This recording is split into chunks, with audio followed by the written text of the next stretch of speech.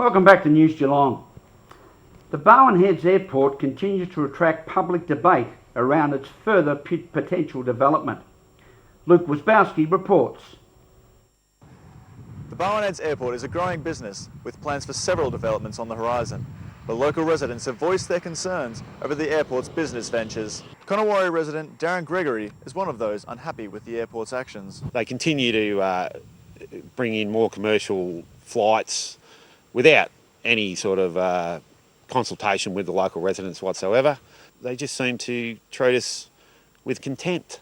Spokesman for the airport's owners, Eddie Edwards, said they wanted to build a positive relationship with local residents, but didn't feel that every decision they made needed to be approved by the community. We have to generate some income to maintain the facility. So one of the ways we were looking at it is to increase activity. One of the key areas of debate is the new Warbird Air Adventure flights soon to be offered by the airport, where patrons will be taken for an exhilarating aerobatic flight aboard a Chinese Nanchang. That plane is 3 times louder than the average Cessna going over your house. So basically our crockery rattles in the cupboards when he flies in and out. Mr. Edwards, though, says the Warbird flights come within aviation rules and guidelines. He provided us with documentation of his noise testing that CASA and the EPA did, and everything he does is all authorised and legal. And while business will continue here at the Barwon Heads Airport as usual, local residents will look towards the City of Greater Geelong to investigate future developments and find a compromise. Luke Wasbowski, News Geelong. Thank you, Luke. A story we'll certainly keep on our radar. Geelong was visited this past week by the English National Ballet and their presentation of Angelina Ballerina, as Meryl Fenn reports. The Geelong Performing Arts Centre became a sea of pink and tulle as the much-loved children's book Angelina Ballerina was brought to life by the English National Ballet with Angelina's star performance, and complete with mouse masks and tails, the dancers enthralled both children and adults alike. How are you enjoying the performance of Angelina Ballerina? We love the performance. Is there a part that's been special for you so far? Oh, I think all of it. It's just a great way of getting little girls into ballet and getting them active, and it's lovely. And do you have the Angelina Ballerina books at home? Oh, we do, and the DVDs and the little mice.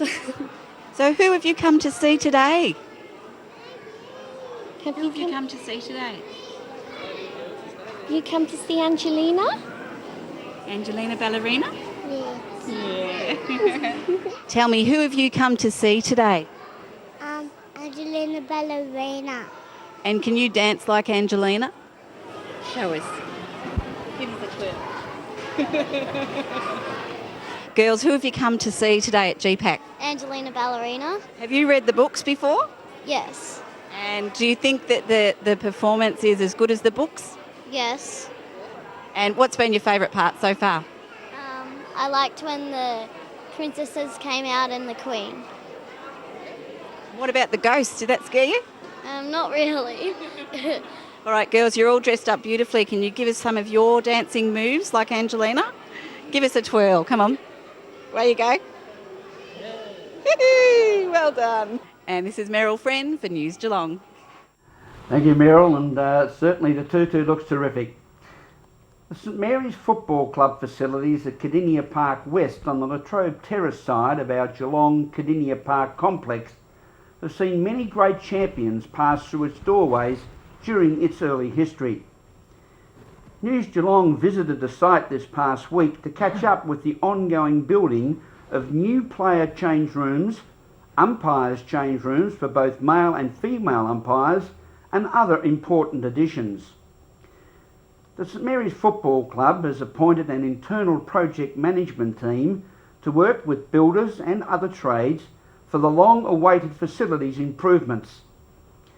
Kildare Ward Councillor from the City of Greater Geelong, Councillor Stretch Contelge, was on hand for a tour of inspection and even donned the St Mary's Football Club jumper to show his continued enthusiasm and support for the facilities upgrades funded by the City of Greater Geelong, the St Mary's Football Club and club volunteers, including current and past players. The project certainly looks to have the combined touch of the Don and the resident diamond expert, and we look forward to the opening of the rooms at the start of the 2010 Geelong Football League season.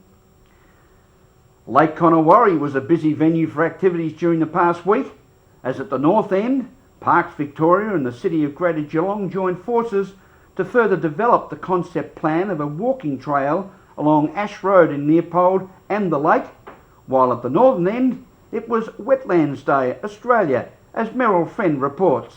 And with me here I have Andrew McKinnon from Parks Victoria, and in 2006 this concept was started. Can you tell us a bit about it, Andrew?